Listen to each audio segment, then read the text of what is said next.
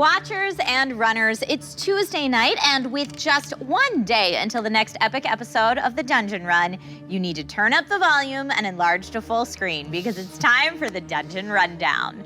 Now, on Dungeon Run Eve, there's no better gift than a great conversation with a baby phoenix owning fire genasi and a warlock who might just have 9 lives. Welcome to Fahima Tag, Jessica Lynn Parsons. Woo! Welcome, Jessica. Hi.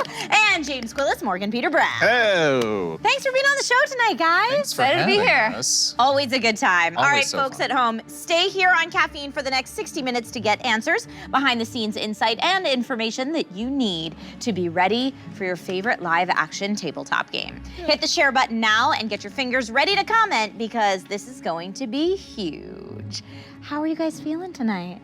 Good. Excited. After last episode, you got Yes. some stuff to discuss. There's a lot. There's a lot on Was a last lot. episode. Yeah, lots of drama. Yeah, no, I mean, there are lots of secret rooms. Yeah. Jeff, it's, you know, we expect the unexpected with Jeff at this point, but he always kind of like threw us, definitely. It's like, so you've been on fire for a week. And we're like, okay. Oh, yes. Cool. And like poor Lily's mom Oh having my to watch that. Like how dark, Jeff. I know. Realizing that it's like, so my daughter was on fire perpetually for Yeah. a week. Yeah, Awful. they've probably seen a lot as a family by now. Oh yeah, the Dumblestucks have lived through it. Yeah. Yeah, maybe some family therapy sessions with them. You know, I bet they're getting stronger. Spin-off series, everybody. Spin-off series, Dumblestuck Family Therapy. So while this conversation continues, keep in mind that at home every week you help power the conversation. Post your comments and questions all about the Dungeon Run. And if you post the best comment or question of the night, you could end up the owner of some very cool swag. Okay, Jessica and Morgan, so happy as always to have you guys on the show.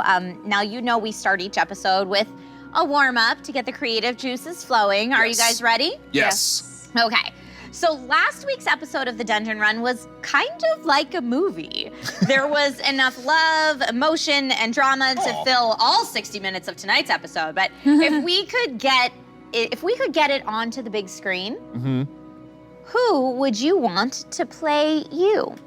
So give me your dream cast for the entire adventuring party, including your characters and who would play you and your fellow adventurers. Oh man. Other than us. Oh, Other than man. you. You're both very talented actors and would do an amazing job on the big Yeah, screen. I'm offended, first off. Other than you. I'm offended by the question. You go first, please.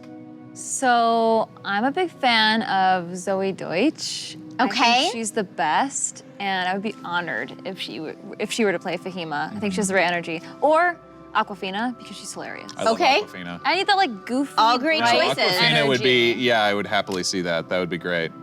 All great choices. Yeah. You? I was thinking about it, and I mean, the easiest answer is Benedict Cumberbatch, I think. Oh. The ladies enjoy it. I can see Into it. He'd be less dad zoned if it was Benedict Cumberbatch. I'm Wow. so kidding. But don't. I could see it. Zoe Deutsch and Benedict Sure. Cumberbatch. But I mean, there's so many. Like David Tennant, obviously, would be great. Ooh, or even would be like, great. even like Chiwetel Ejiofor is one of my favorites. He's incredible. Yeah, he'd be amazing. And who would you cast as some of the other members of the Who party? would make a great cat person? Taylor Swift. Taylor Swift as Civ. No, I'm kidding. Just Lock it in, Kat. Lock it in. Chat is actually chiming in on the casting. Unicorn Fart says Jack Black for Uggo. Oh. I think we maybe Oh, wouldn't get such a man. dark, serious Uggo sometimes Wow. with Jack Black. Here's a fun casting for James, as played by John Malkovich, says Lumbee Bronzarm. Oof. Wow. Right? I mean, yeah, I love John Malkovich. That would be. He That'd might be too scary. I don't know. He's a bit too old, right? 'Cause He's James- definitely older I would than think too old for Yeah, he would James. be an older James, but I mean, I love John Malkovich. I wouldn't say no to that. Oh, for sure. Mr. Whisper says Dwayne Johnson would be a way better Uggo. Or Dave Bautista, or Love Dave Bautista. who else? Gosh, I don't know. Ryan Reynolds would be a good Civ, says the Wookiee King. Sure. Yeah. Sure. I'm down for that. Can I I'm just down say for that. Anna Kendrick for Lily? Oh my God, yeah, Someone- that's a good call. Someone like super bright, And funny. she's also tiny. They can She's sing. I have And she said can hello sing, to her yeah. before. What do you think of that? I have said hello to Anna Kendrick before. She is tiny person. She looks tiny Really? in photos. Yes. Wow. Yeah. Yeah, you and her are probably the same Honestly. height. Okay. Right? Yeah, Hobbit-sized people are awesome. absolutely. I'm down for that. Nate97497 says The Undertaker for Uggo. I feel like we got on Dwayne Johnson and now everyone's But just Uggo does casting need wrestling. to talk. I mean, well, the Undertaker does talk. He just doesn't talk very much. Kristen Chenoweth for Lily. Oh, wow. Says sure. ages 13. I Yeah. could see that. Again, Yeah. a little older version of Lily, but very good. Yeah. Very Boy. nice. Or the chick from Jumanji would be a good Fahima too. Karen Gillan. Yeah. Karen She's Gillan, wonderful. yeah. Yeah. She's so good. She's yeah, very plus she's nice. already redhead, right? Yeah. And I think she plays D&D. I don't know. I hadn't heard that. I could be wrong, but Very I think cool. I just heard that I'd buy that. somewhere. Someone get a hold of her, people. Recently. We need to know. Right? Awesome. Thank you guys so much for this lovely good chat. Right now, everybody at home, take a moment to check out the most adorable moment from last week's episode, The City of Scrap, where Uggo makes BFF with the king of the salvage manders here. Yeah, it seems to be a ceremony, a very positive thing. What are we celebrating? Yubu, Babakaba Wabik.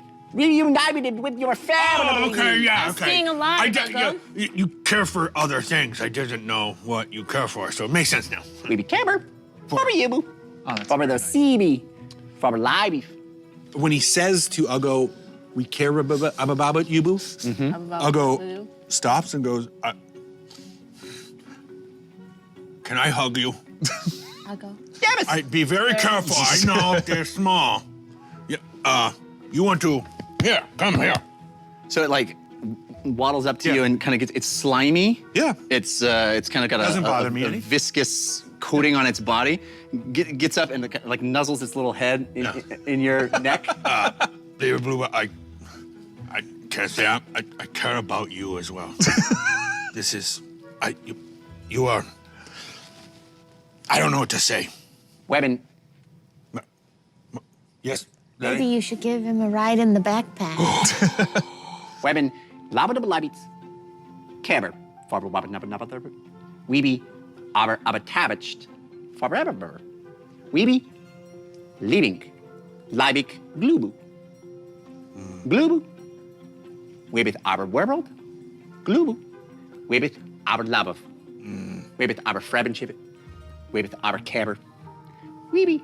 Aber tabached. Faber ever. So if you take a ride with him, are you gonna be in love with him? I think they. Labov? Obel. These are very rare and very, very special creatures that we need to protect. Yes. Like sitting in your arms as you say that. This is Maybe very give him- strange. Yes, Give him a ride, Uggo. I agree. Maybe give him a ride to Night Drift. Yes, Yes. All right, let's go.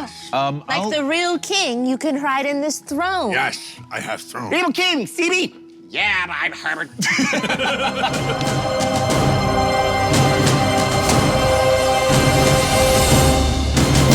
That was so cute, and I cannot stop smiling. Yeah. Thank you for that.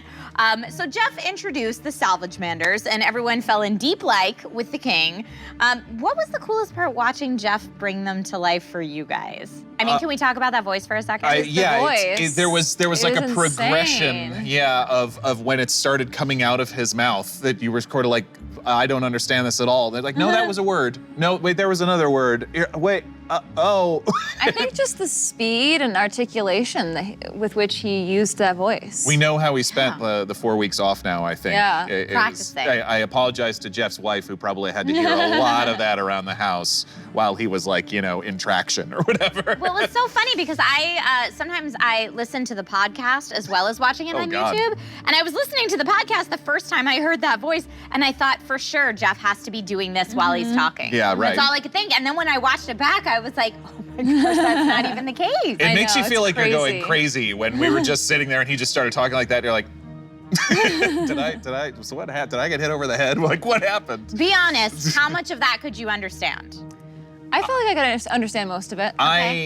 Once I keyed into it, it became easier to understand it. At first, I was getting nothing, and then I was like, oh, okay. There was like a rhythm to it. So once James really understood the Salvagemander's dialect, Right, sure. your understanding perfect.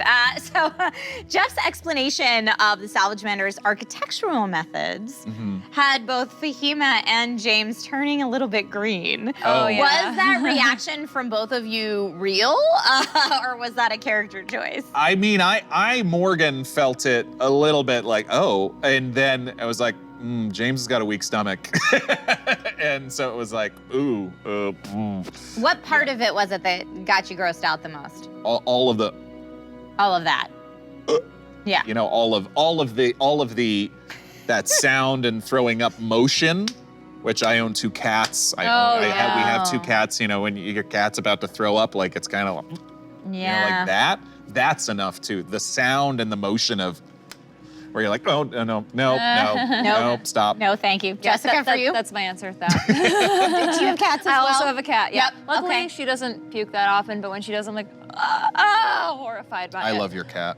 She's the best. She's the best. Pebbles. Pebbles is adorable. Pebbles is your cat's name? Follow I almost called you Fahima. Follow Jessica's Instagram stories, and Pebbles is, she's a My most fantastic recent cat. stories are her just looking like a real loaf. Yeah. Real chubby loaf. Adorable. Super cute. All right, so let's go back a bit. Margaret, Lily's mom, explained how you all ended up in cages following your time in the deep reef. Sure. And you know, we're on fire for a week. For a week.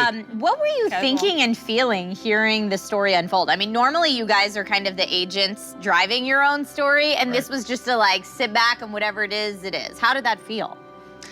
Well, I remember I made a joke, but I don't think Jeff got it. I think maybe it was don't either remember. you or Jared caught it. He was describing how we were on fire, and I was like, "Oh, did I look any different?"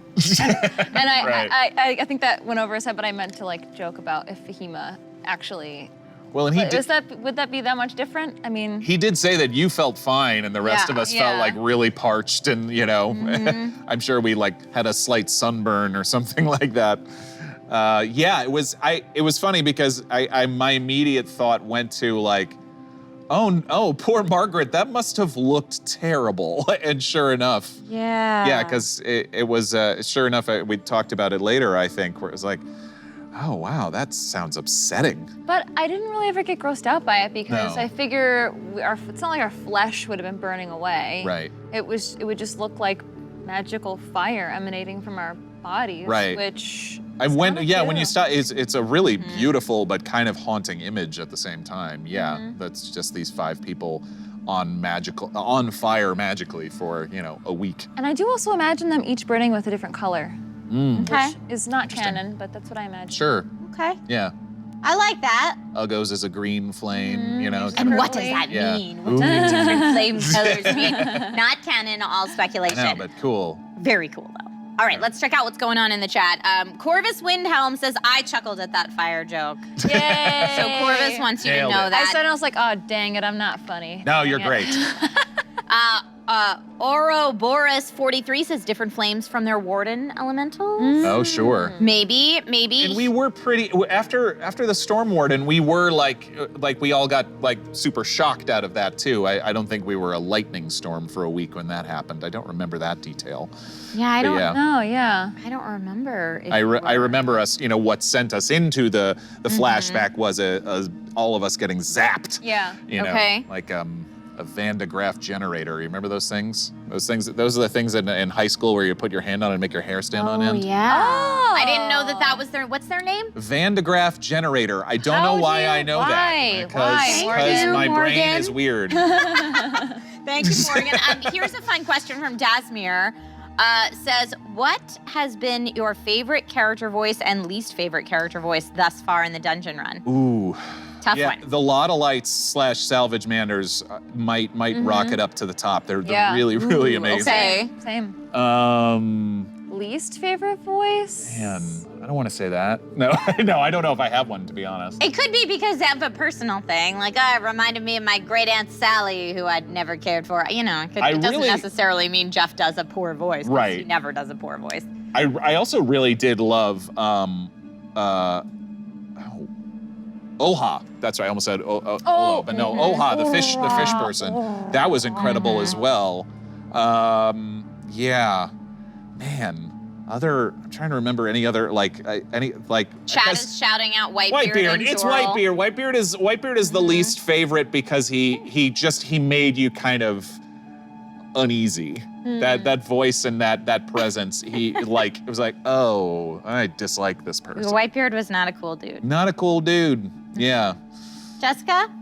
Least favorite voice? I guess I don't really have one. Maybe it's yet to be seen. It's hard to think of. Okay. So, I don't know, Jeff. Yeah. Better keep coming up with amazing voices, because we And gotta Jeff's- figure out what we don't like. Jeff's orcs are always great too. Way back, Agreed. Back in like episode, what was it, 6? When we around the Storm Warden, and then this past week a little bit we got a little shade of it too. Yeah. Yokonski says, I didn't like the turtle guy's voice just because I would get impatient. Imagine what it must have been like actually talking to someone like that. Right? Yes. And Friendly Undead Mage says, the fishman's voice gave me chills. Yeah, it was very alien and cool, but also strange. Yeah. Here's a fun question. What was the coolest thing about the Salvagemanders to each of you?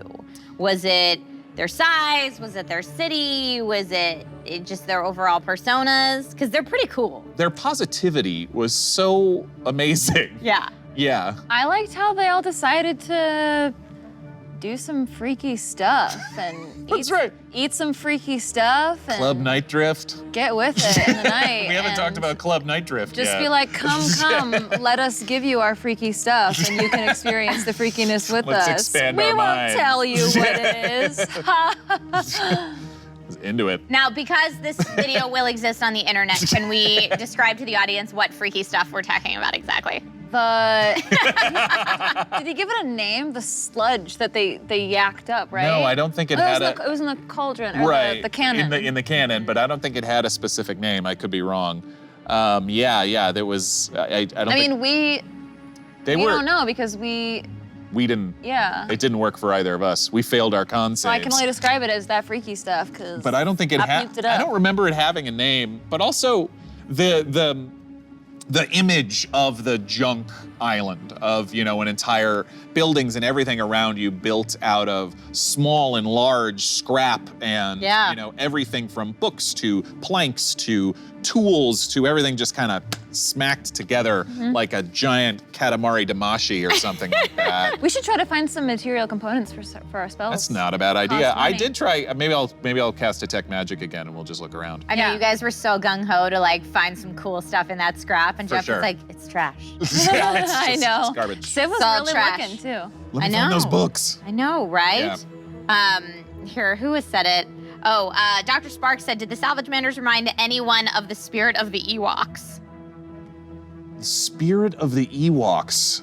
Is that like from their separate movies that weren't Return of the Jedi? I just think they're probably referring to like the way spirit. that Yes, they act. yeah, a little bit. Yeah, Yeah. much less fuzzy for sure. Much more viscous? That's the word Jeff used. Viscous and lizard-like, Oh. amphibious. I feel like there is a cartoon that it reminded me of, but I can't put my finger on what it is. But that drawing that JD Illustrates Adorable. did, oh man, did you see it? Or Is it on Scott Braytek? the fandom site? It might Or the Discord? It might be. It was shared on social media. Yeah. Nice. He illustrated them, Yeah. and it's like spot on what Yeah, I that's imagined. It's adorable. it's like rainbow colors and there's Right. scrap. It's amazing. Yeah. Zabin the Cyndaquil says Ewoks plus snotfish equals Salvagemanders. Oh, gross. All right. So all we got was the song from Night Drift. What did you imagine that song as, and what do you think you might have seen? Wait, what do you mean? I'm sorry. Like, you remember the song from Night Drift? Yeah, Lily's song. If you totally went and got down with the freaky stuff that they were inviting you to, what do you think that you might have seen? Well, I don't know if the visions were good or bad, but I do know that Uggo was yelling really loud and that Lily was very quiet. Yeah. So Uggo's vision was very long and very loud. It was. How long did it take you guys to start to be like, "Boop, I have to Oh no, cover my we ears"? do that automatically You do that anyway. But Ron and Jeff were being so loud. you have to do that thing where you like do this and you push your fingers in I and out put of your in ears. And, like, earbuds and was sing or listening to something? music like 2 minutes into Ron's because I was like, I'm still hearing a lot. I don't think nothing got spoiled for me, but I literally pulled headphones out of my pocket and just started listening to music. I mean, you got to do what you got to do. Right. It was pretty loud. That's all I was thinking watching the secret room scene at home. As I was like, how are they all not hearing this? No matter what yeah, they're but doing. what would our vision have? But yeah, I don't even really know what it was. So My secret room stuff so far has been very abstract and very symbolic, probably. It's been, you are the key, and there are people who are looking for you, and it's all very vague and swirly in my mind. So maybe more of that. Yeah. I don't know if James needs or wants any more self-reflection. He's been doing quite a lot of it, so. I hope my dad would have come to me in a vision. Oh. Especially if it was from Fahima's own brain. Yeah. Right. You'd think that would be what she would try to imagine. Right, like a Is- dream. Is dad Yeah. being like, Fahima, I'm not dead. Jeff, that's That how would he be sounds. That's how he sounds, Jeff. Fahima, I'm not dead. I am your father. Did you have a Fahima accent in there? Fahima, I'm not dead. I'd buy it. Yeah, for Totally sure. buy I found a warden. Come to me, Fahima. Here's a fun question from Dungeon Master Josh. Now, we might have covered this on a previous dungeon rundown with you guys before, but just in case we haven't, or just because it's fun to trudge up. Sure. How long have you two played D&D, and what grabbed your interest at first? 2016 is 3 years ago. I guess 3.5 now, Okay. because it's early in the year. How long for you? Yeah, like 6 or 7 years. I discovered the second edition like monster manual and stuff when Yes, I was you a kid. did. Yeah, Oh, wow. for sure. I Second wish I edition had. for the win.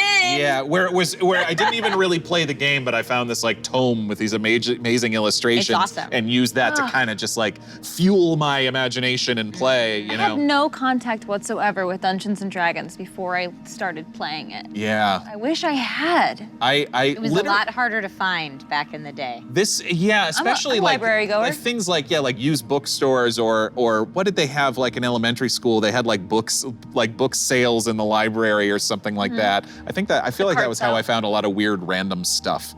And but once I started playing, and I started playing here in LA with a group of writers and actors, and it was immediately apparent like how creatively satisfying and gratifying it was, and Yeah, how I mean, it felt it's- like acting, how it felt like writing and improv. Yeah, And so exactly. once I felt that kind of character creation, I was in. It Like, was- this is for me. Yeah, for sure. Yeah. Plus, I would always write little stories in my head, imagining myself. My genre that I always go to is fantasy, what I read, what I consume, and so, yeah, I mean, I get to improvise myself into a fantasy setting with the help of other people. I mean, Yeah. the best. It is the best. Instantly hooked. And it's a cool like way to like stretch yourself, like as stretch your empathy too, where it's like, what would it be like to play James versus like what would it be like to play a Dragonborn Ranger, you know, Right. or something like that. It's just a fun way to, what would be your way into that person's instincts, or something like that. It's a cool mental exercise. Yeah, you can be whatever and whoever you want. So it naturally appeals to actors, which I think Yeah. is why we see so many actors playing it. But like for me, I stumbled into D&D in high school, and I always thought being a theater kid who was also like a math nerd and a philosophy nerd, Makes I always thought sense. that was the weirdest, like opposite of different things to like, until someone said to me, "Oh yeah, so you're a D&D player." And I was like, yes! Like the light bulb went off. And Right. so now anytime I meet people that are into D&D, I'm like, you like all the same things I like. We should be friends. Yes, so true. It is the great unifier. So Yeah. I'm glad that you both found Dungeons and Dragons in your time. Me too. Me too. For Right? Folks at home, since it's Dungeon Run Eve, you know what else would be a great gift? Some Dungeon Run swag. Watchers and runners, make sure you're posting your comments and questions to get in the running for a cool t-shirt. Now, instead of your gift being under a tree, it could land in your mailbox. Look at that. With so many big moments in last week's episode, it's hard to pick a favorite. So instead, we'll take a look at one of the coolest moments featuring tonight's guests. Watch James and Fahima's magical bonding time now. It's lovely out. It's actually a very temperate night on the sea, and you stand there with this incredible construct behind you, this thing made of other things, and you stand there on the edge looking out at the moon hanging in the sky, reflecting on the water. Maybe James might even be reminiscent of the night you stood on the edge of Bingle seeing this similar sight. So I've been watching you do your teleportation thing. Yes, And I yeah. think it's really impressive. Uh-huh. Okay, watch this. Okay. And I'm gonna go and do my benign transposition thing I have now as a conjuration wizard and teleport 30 feet away. Whoa! You teleport 30 and you're like, reaction. Yeah, no, I can do that. Can I awkwardly walk over? I walk the 30 feet. Well, that's very impressive. Yeah, and actually, I kind of modified it a little bit, so I can actually swap places with people too. Oh, Yeah. well, yeah, that's very handy. And I take your hand. And then I cast Thunderstep. Love What it. does that do? It goes boom. Yeah, as soon as you take your hand and you hear this like sonic boom, boom, like this massive sound, right? So the 10 feet around us goes, Yeah. and everyone within 300 feet. Yeah, can you hear see, it. like, yeah, you guys reappear. What do you want to reappear? 90 feet back. 90 feet. Or maybe if there's anything around us, I'll you know, like. So you appear on top of one of the 10 feet up structures. or something, Yeah, like a little rise on thing. Whoop, boom. Yeah. And as you arrive there, you see like a bunch of mole heads. Like Sorry, pop- everything's fine. Yeah. Everything's fine. Okay, I got one more. Okay, yeah, please. Ready? Okay. Mape. And she'll kind of just like come to attention on my shoulder. This firebird takes up off your shoulder, larger than it has been, slightly larger. Chicken size. Yeah, perfect example. Its wings unfolding, burning. It lights up the night, and it swoops around, and then it unleashes a 15-foot cone of fire. Out. Over the water, Yeah, over the water. And again, you see. Oh, Bobby.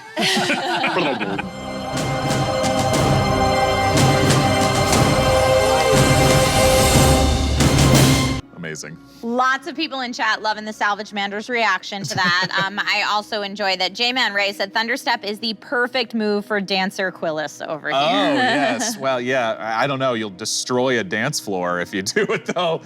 Because That's what you do at the That's what at the you do last- anyway. it's, yeah, thank you, At the yes. But party. literally, yes, when the party's over, you go, Just and mic drop, out. Thunderstep. And everyone takes 3d10 thunder damage. Because that's the difference between, if people don't know, the difference between Thunderstep and Misty Step is 1, I can take someone else with me. 2, I can go 90 feet as opposed to 30 feet. And 3, my point of origin within 10 feet, everyone takes 3d10 thunder damage. Yikes. We need to brainstorm and see if there's a way we can do like whoo, whoo, with our Yeah. abilities. Or, I mean, even just to take Civ and Thunderstep us to the other side of the battlefield for him to get Yeah. the drop on somebody. I took Thunderstep, part of the reason because I wished multiple times during the Kraken fight that I had it, because I could have run over to you, grabbed your hand, busted up that tentacle, and Yeah. just gotten out of there. That would have been helpful, It would have been. indeed. Yeah. Well, it's all easier in hindsight, isn't Indeed. it? But seriously, like, you guys are the magic users in the group.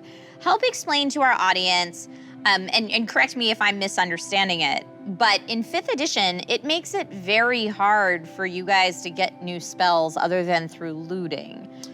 Yeah. Correct? Which your party doesn't really do a lot. Right. So leveling up is very exciting Right. for you guys, and you've gotten much more powerful as of late. Right, we've been working on that with Jeff. I think it's more so for wizards than warlocks. Because generally you took a special.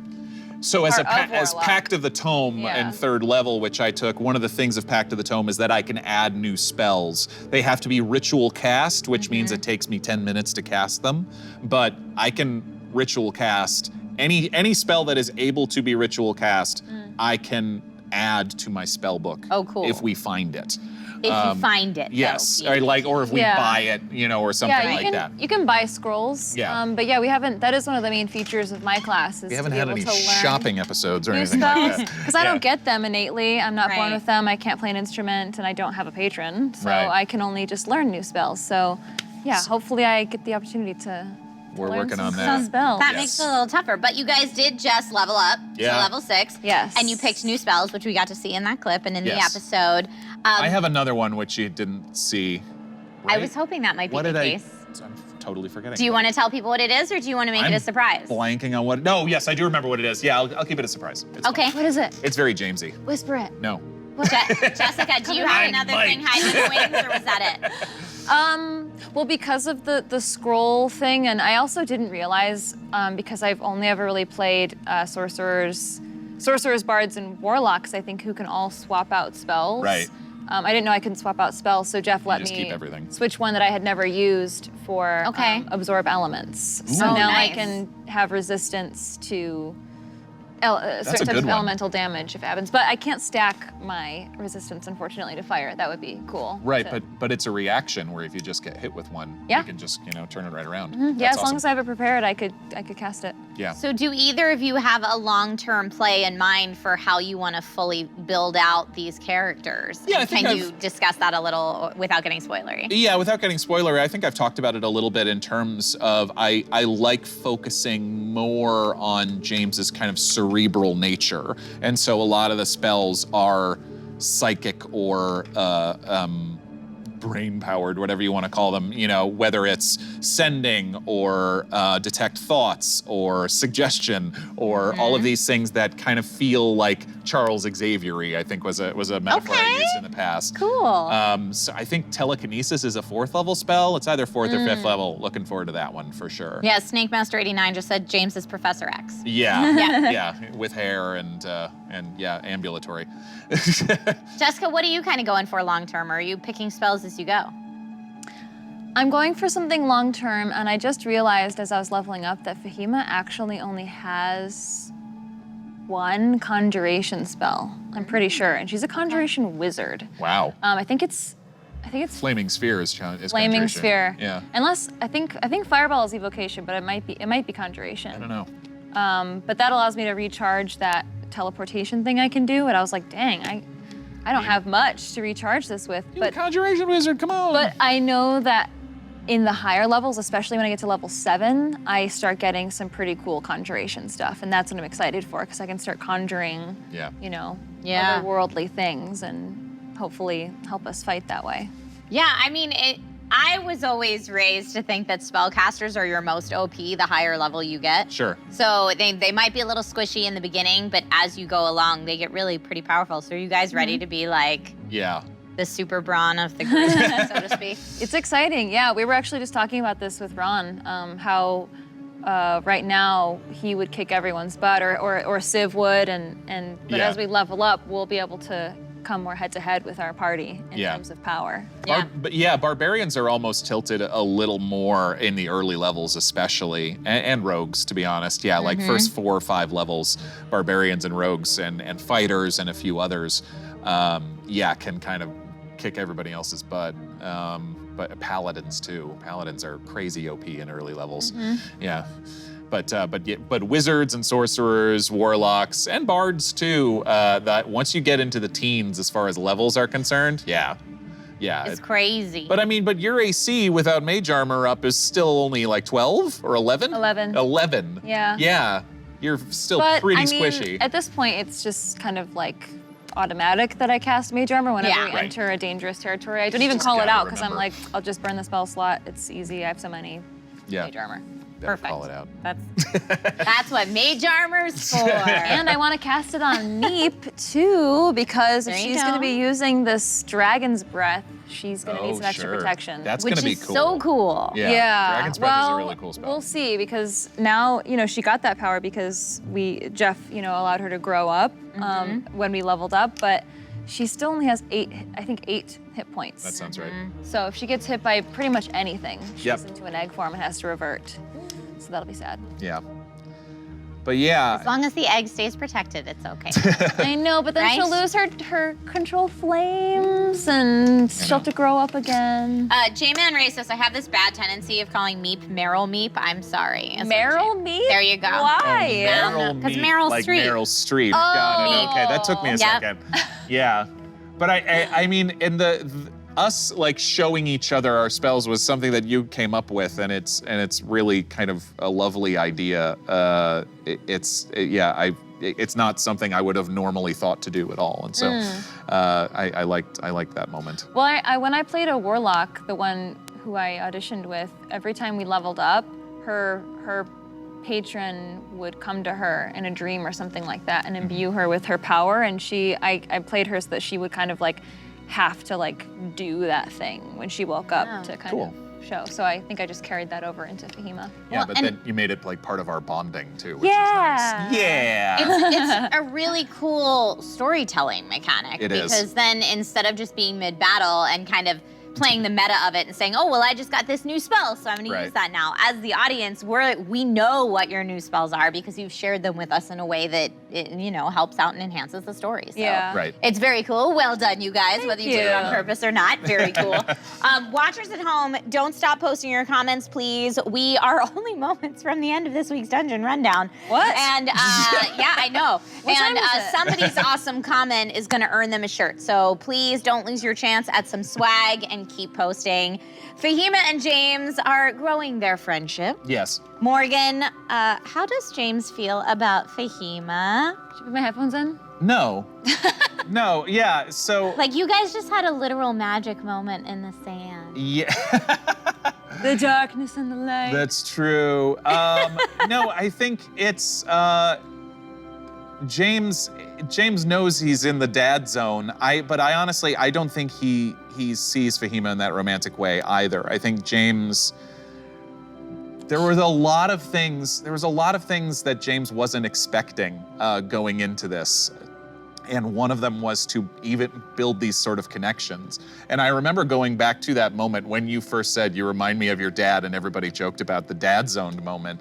And and part of it, I think, that people played up into that was there was a reaction shot of me looking very sad when you said that. And But it was probably something else, right? It was something else because it was realizing all the complexities that start to happen with James as he grows closer to these people. And he's got some issues that he's dealing with that as he starts to care for these people more and as they start to grow more attached to him, it makes things messy. And not that like James is, actively trying to push people away. James is a contradiction in a lot of ways. Yeah. There's a lot of things going on. He's juggling a lot of balls at the same time, and he's hoping he can keep as many of them compartmentalized and away from each other as possible, but that's not how reality works. Right. And so that's sort of what's happening, and he can't help himself from feeling these real caring for people, maybe not the first time, but stronger maybe than he's ever felt. And so this relationship with Fahima, he can't help himself but grow attached and be proud of her and be protective, but also not know what to do with her because he knows he's a mess, and he knows that he's not a dad. In regards to the dad zoning, though, and you saying I don't think he's ever thought of her in any kind of way, I don't think Fahima's really presenting herself as like a romantic interest in any way either. She's this like To get a little meta, teenagery. and I think I've talked about this on social media, to get a little meta, one of my early inspirations for James was Giles from Buffy the Vampire Slayer. I love it. And it kind of fell into this kind of a relationship with Fahima, that Giles Buffy-ish type of relationship. And so Not the Giles Cordelia type of relationship. That's very different. Giles and Cordelia, nothing ever happened there. Never mind. I've never seen Buffy the Vampire Oh Slayer. my God, Jessica, you Sorry. would love it so much. That is the reaction I get every single It's time. amazing. We It's just amazing. went deep nerd around you. I'm so sorry. Right. I'm like, yeah, totally. But Buffy. Yeah, and so it felt like a dynamic that played very well. Oh, Lumbee said that was Wesley. Yes, you're right. Thank Wesley you. I and was thinking Cordelia, Of yes, Wesley and that's Cordelia. Thank you. Good call. The second watcher. And everybody loves a good ship. I get it. So I get that they just want our characters to be happy, and that's lovely. But also, keep in mind there's a lot of different types of relationships out there in the world, and so saying something just has to be romantic. I was like, everyone's like, sorry, James, she's not into you. And I'm like, relax. James isn't looking for it with her. It's because she's younger than him. She's much more precocious, and they're very different types of people. What is the age difference between James and Fahima? Probably like 15 years, if I had to guess. You've said you're like 18, 19, right? Yeah. Not that that's not, couldn't happen, but Right. it's certainly not something that it would have occurred to him. Kit Mama in chat says, I love their relationship. So Jessica, tell me a little bit I about love how it you too. see the relationship between James and Fahima. I think she's not too subtle about it. She's kind of, she says. You're not too subtle about a lot of things. No, definitely not. You remind me of my dad, and I'm so glad, I miss my dad. I'm so glad I have to share this with you. She trusts you, and you're an older figure. Sorry, I keep creaking this I know. chair I'm a creaking lot. the chair a lot too. I just see him as kind of a role model, which is why I think I enjoy the spell sharing aspect of it, because I can kind of show off in a safe space with James. And you're not scared by his darkness at all. I guess not.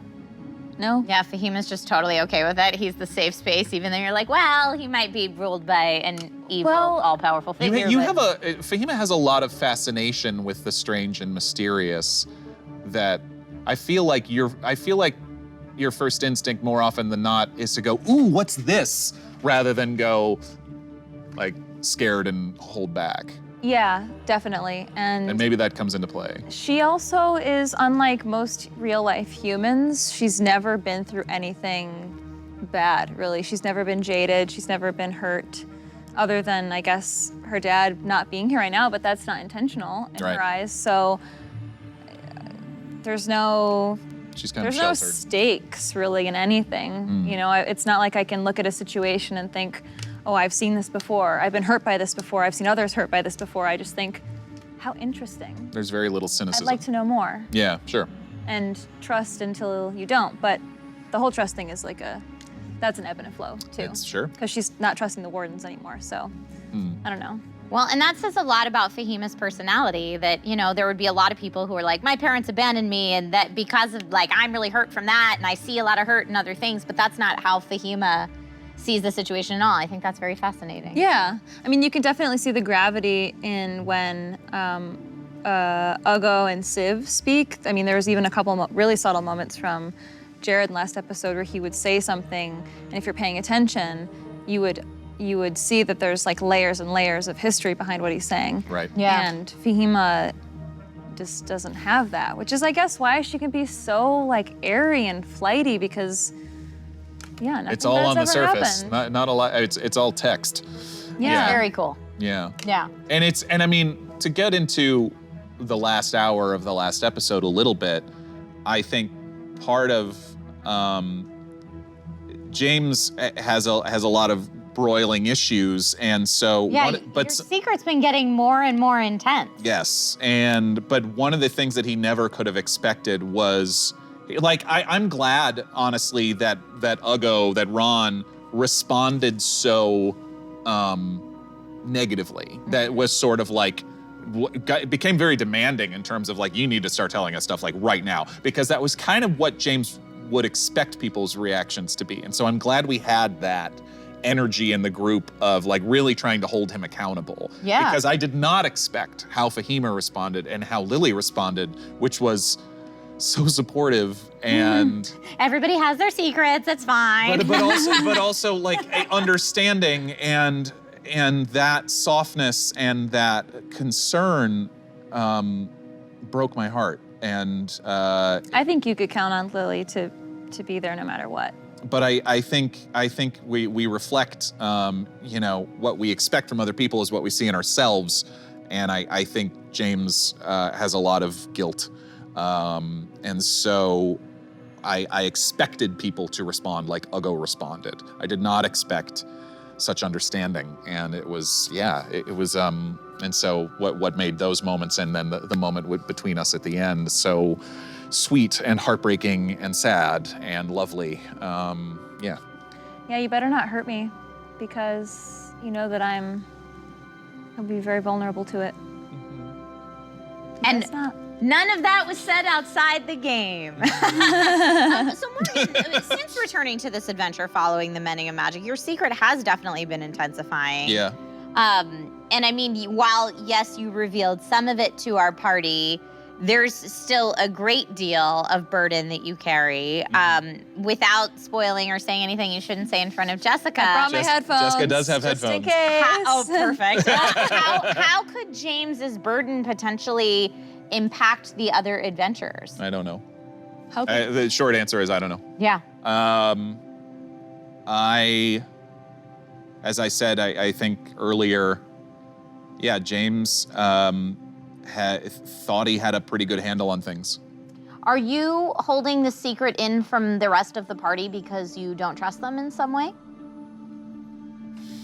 That's a good question. Yes, but I also think that's more about James than about them. Okay. I think the couple things that James has said from the beginning, I remember saying it to Torvald in the first episode, which is I don't trust people very easily, and even though I'm being given all of this reason to, and I said it again at the end of this last episode where I was like, it's not my practice to share my problems with other people. Right. Now, the reality of this situation is that my problems are now becoming their problems, and we're all sort of tied to each other in this way.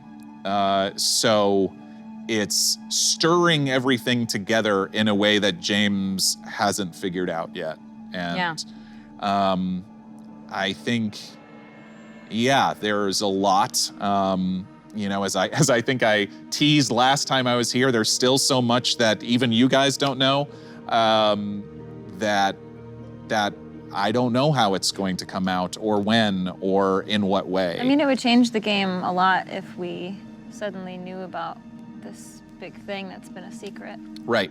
So It would. that's a big commitment, I think. It is, and there's many layers of it, and so yeah. Is that an answer? It's an answer. Yeah. Yeah. I mean, Goofy BK in chat said this a while ago, but James seems to embrace his darkness too much to form deep bonds. And I feel like that also applies as far as maybe too much to trust others with something that's this huge. James was hurt a lot. James was bullied and hurt a lot in his early life. And so I think he became very used to handling, to taking care of himself.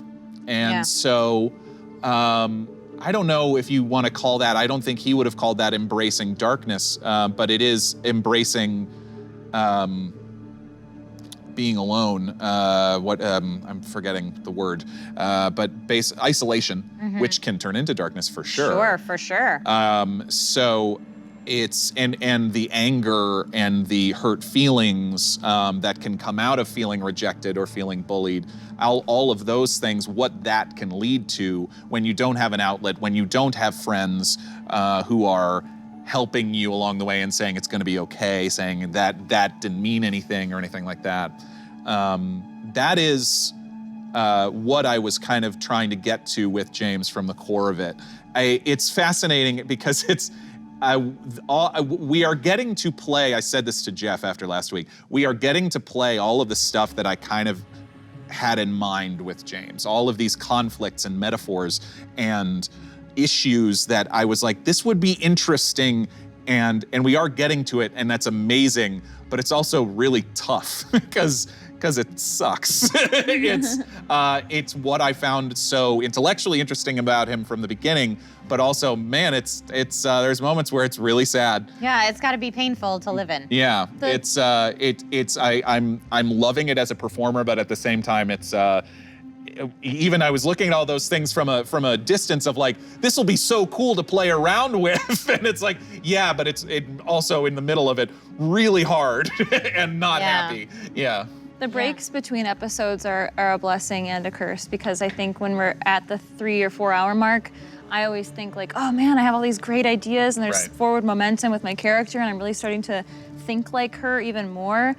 And so I feel, sad that I can't keep going, and it feels like forever between episodes. But at the same time, you can go back and watch yourself and really like think about you have the what's the word I'm looking for? You can look Hindsight. back I guess you can just look at what you do from a more logical standpoint and make decisions. Well, and I mean, so Jeff did not know what I was going to do when I cast Hunger of Hadar this week. I gave him no warning that was going to happen. I knew that I wasn't going to let the episode finish without having a word, so to speak, after what happened the 2 previous weeks. And so I was waiting to see when the opportunity would present himself for James to be alone, and and when it would make sense. Yeah. I did not expect, you'll see me start laughing, I think, in the last episode.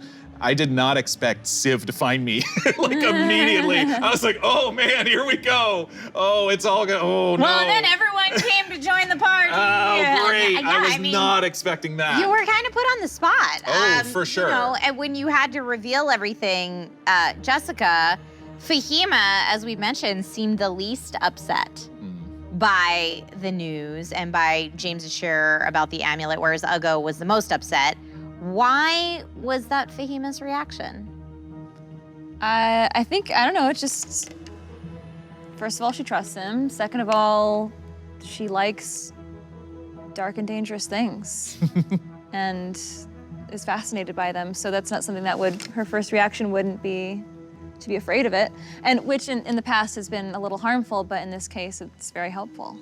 Yeah. So if Fahima were to find out that you guys were kind of doing this all due to some evil puppeteer pulling the strings, would Fahima just be like, cool man, no big? Or would you be upset that you'd been doing some evil warden's bidding for all this time? She would probably say, I need to meet this person. Okay. I need to meet this being and we need to have a conversation about why you did this and what you're getting out of it. And there's got to be something in it for us, right? Right. Okay. Fascinating. An opportunist, if you will. I love it. All right, so we are actually in the home stretch of tonight's Dungeon Rundown now. Please take some time to get refreshed on James's latest and most intense secret room moment now. So just cover your ears. Hide your eyes. Cover your ears. Do it. There's a black page with black writing on it. Somehow you can see that. And it says, loyalty rewarded for loyalty. And then you see that it seems to be a spell. Okay. A spell to summon a phantom steed. I put that into my pack. And then I look around, try to make sure no one's watching. And I cast Hunger of Hadar. And this hole in the world opens up. And you hear,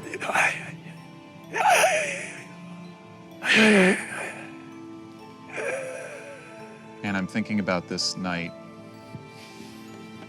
thinking about Eric's voice in my head, thinking about Lily's singing, and then I walk into the middle of it. Yeah. And it hurts. You feel it. Whispers all around you.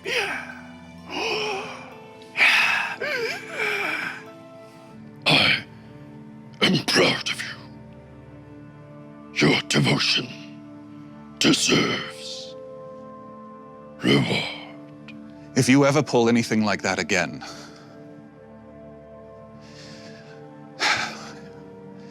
if you ever put these people in that sort of danger again, with me standing in the middle of them like a stick of dynamite with a fuse lit, I will walk away. I will smash my arcane focus, I will burn these books, and I will walk away. Do you understand me? How dare you? How dare you? I might need you to fire cool things out of my hands and read people's minds. You need me to be significant. I found you on a bookshelf. Inside a dusty book in a footnote.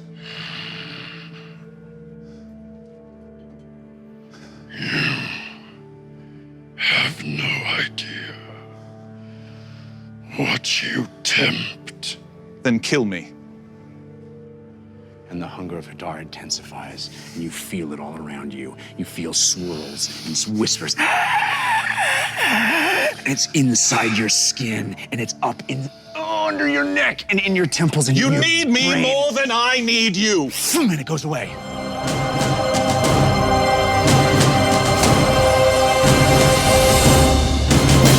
And Half-Blood Phoenix Fire in chat says James may have lost his power that day. It remains to be seen. All right, Jessica, welcome back to the conversation. Thank you. Thank you for plugging your ears and hiding your eyes. So honestly, as much as we all love watching the gameplay, getting a glimpse of what's happening behind the scenes is even better. So Jessica, you posted a hilarious video to Instagram of everyone at the table during Ron's secret room with Jeff. So let's actually watch that now. I have it. Yeah. Yep. Mm-hmm. Yep. Everyone's being very honest. So funny. I appreciate it. Katie. Thank you Yeah. for posting that. That was very funny. I did have to unplug one ear for the making of that video, but I promise I wasn't listening. That's fine. Okay. Yeah. Well, and I mean, Ron's secret room was pretty loud, so Sure. I It imagine was. you'd really have to plug to not hear that. I think I caught him in a moment of some low mumbling. Right. Yeah, there Okay. were times. Well, speaking of Ron, Ugo's foreshadowing about the upcoming battle and issues seem to have been accurate. For the past couple episodes, he's been saying, like, this is bad, I think something's wrong here. How do your characters feel now facing the upcoming wrath, facing whatever's coming next? I don't know. I mean, yeah, I'm not sure exactly what's next. I think Yeah, it's still so unknown. it'll depend what happens, like if we can reassemble Claudette's portal and then where we go from there, and what's waiting for us on the other side of that portal. Because yeah, we have an idea to take Margaret and the Dumblestucks back to Bingle and then maybe head up to Orc territory to find Torvald, but who knows what's waiting for us on the other side of that portal, and might not wait.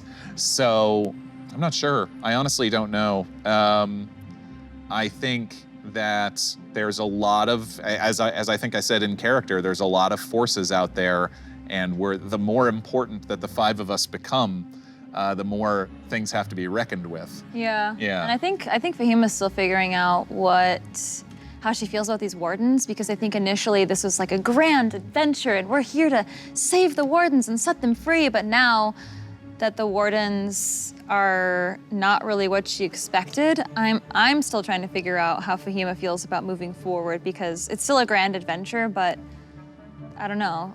I'm kind of iffy on how I feel about them, so. Well, and I thought about this too, that even if we are, and I didn't get the chance to say this to Ugo, but even if the wardens aren't what they seem, we're still doing good. We've still been doing good. We still freed Bingle, saved people from the bottom of the ocean, saved the Lodestars, and got rid of, like, Erdenfert's a bad guy. I don't care if the Storm Warden was bad. Erdenfert was bad, and we shut it down. Right. And so James at the end of the day is a pretty practical guy. And so if he's able to weigh it and go, like, even if, it's because I almost wanted to ask Ugo, it's like, so what would you have done differently?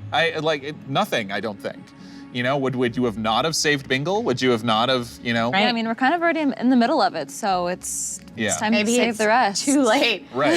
Armil in chat says the wardens are weak and evil.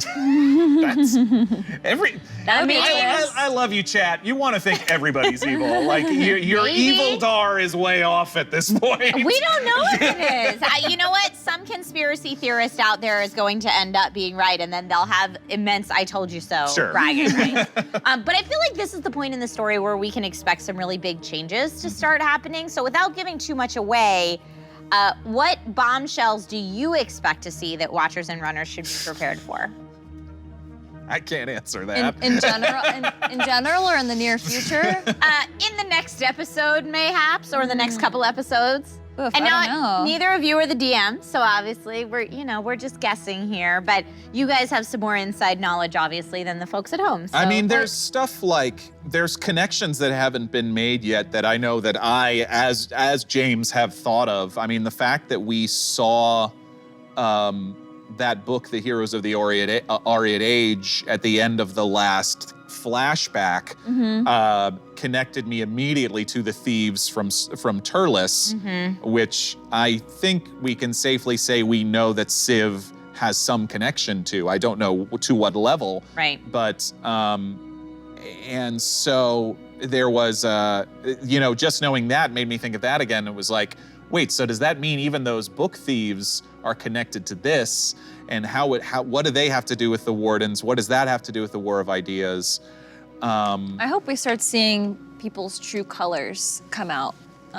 Big players in this grand scheme, because we don't know who we can trust yet, and we also don't know too much about the natural order. right. Yeah, and it's very possible that the natural order might not be nefarious or any way. They might just be, as they said, like pacifists and everything like that. And so they're watchers. I mean, they're only good for so much. Whether or not what we might think of the natural order, I think that Diptha and Torvald deserve saving if they're captured. So it's kind of like James is fine living in a gray area, as we know. So I think it's if he's able to weigh the good and the bad and go like, if we can do some good here, do some good there, then it's worth doing. And just to add a little bit more audience conspiracy theory to the conversation, TK421 says they do trust the watchers of the time stream a lot. Do I though? And then Do we? I don't know. I think we just You guys are pretty suspicious. And then Robbie21 says maybe one of the characters are actually evil and they're just playing along. Could be. Maybe. It's Lily. Dun, dun, dun. Oh my gosh, if it was Lily, that would be the biggest Never surprise who you ending expect, which means ever. Lily. Totally maniacal. ever. Okay, guys, every week the Dungeon Rundown shows love to all the watchers and runners in the chat, but tonight, TK421 posted, is it me or does Night Drift sound like an 80s monster ballad? And earned themselves a cool shirt. Congratulations. Night Drift! Woo! Yeah, exactly. What was that voice again? Night Drift! Perfect. Gonna take my lady to the Night Drift. Something like I that? love it. Yes, yeah, perfect. TK421, watch your inbox for the next steps to claim your new gear. Congratulations. So commenting is one of the many ways to earn swag on this show. Visit thedungeonrun.fandom.com to post your art, share it with the world, and maybe get an amazing shirt yourself. This week, Carlos Hurtado wowed us with his art. Take a look at that now. Yes. Yes. I love the curly hair So on good. James. Yes. So good.